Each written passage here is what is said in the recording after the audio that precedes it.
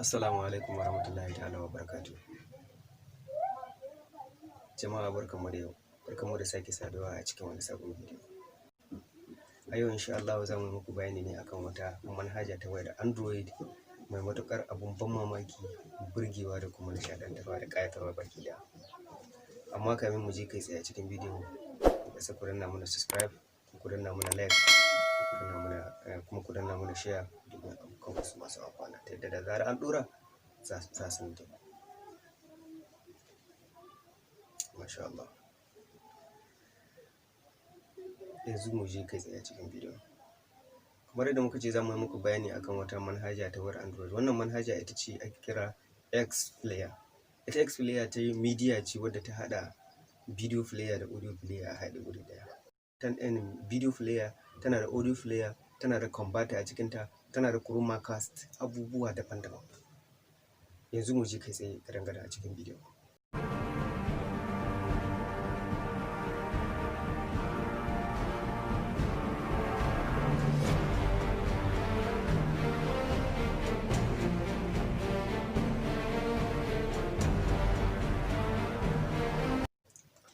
Da fari bayan ka samar da wayarka kamar haka zaka je Google Play Store sai ka danna X Player. Bayan ta kawo ka zuwa wannan fuska zaka danna wannan domin ka install. A gurguje bayan ka ƙara installing ɗinta zaka buɗe ta sai ka fara amfani da ita kamar haka. Zaka first use zaka kunna irin bidiyon da kake so domin ka ga. Kai tsaye idan ka danna wa'annan 'yan ɗigan gura uku da suke sama zuwa wannan fuska zaka zo ka taɓa setting. Nan zaka ga abubuwa ban mamaki daban-daban. Wannan media ai mata tanadi, tana da themes ta yadda zaka iya canja fuska daban-daban. Kana iya sa baƙa, ɗanyen haki, ja, purple ga sunan daban-daban. Kamar yadda ka gani, yawwa zaka zaɓi wanda kake so sai kai save. An tanadar mata languages. Wannan media tana iya playing akan languages more than 30 languages different daban-daban. Zaka iya zaɓar duk irin wanda kake so zaka save. In kai daga China ka fito ko daga Nigeria, da ka jawo ƙasa kaɗan kuma ga music player, ita ma zaka iya kunnawa, zaka iya kashewa. Sannan kuma ga hidden file recognizer, ma'ana za ta iya gane ko da an ɓoye file a cikin file management, ita wannan media za ta iya gane shi.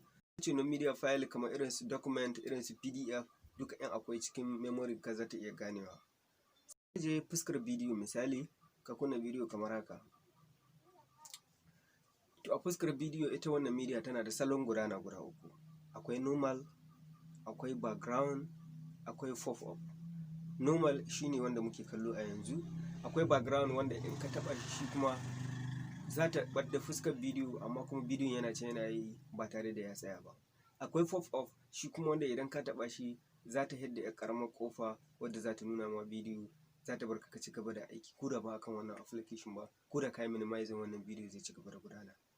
Yadda equalizer ɗin take, tana da channel daban-daban na equalizing. Za ka iya canjawa irin su bass, jazz, dance, hall, ga sunan dai daban-daban. Za ka zaɓi duka irin wanda kuke so. Sannan application lock kuma da muka yi magana, shi ma application lock kun ga kamar yadda yake, za ka iya saita pin number wanda kana so ya zama in ka zo shiga folder sai ka sa waɗannan pin ɗin sannan za ta buɗe ta hanyar wannan.